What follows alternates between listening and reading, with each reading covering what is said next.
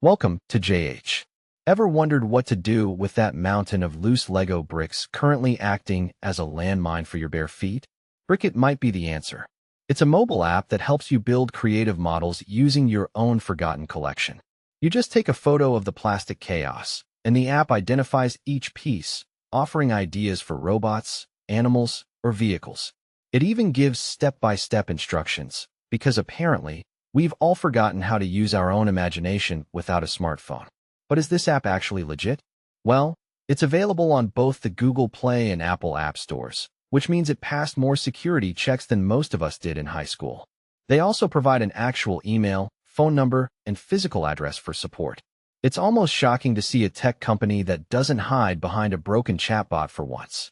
They're also crushing it on social media with over 265,000 followers on Instagram, proving that people really love looking at pictures of things they'll probably never actually build.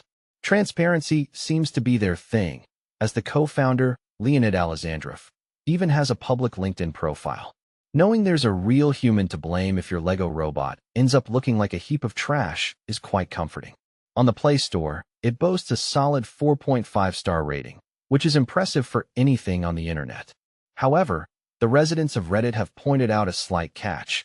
The scanning feature is now hiding behind a subscription paywall. Because, of course, in this day and age, even your childhood hobby needs a monthly billing cycle to function properly. So here's the verdict.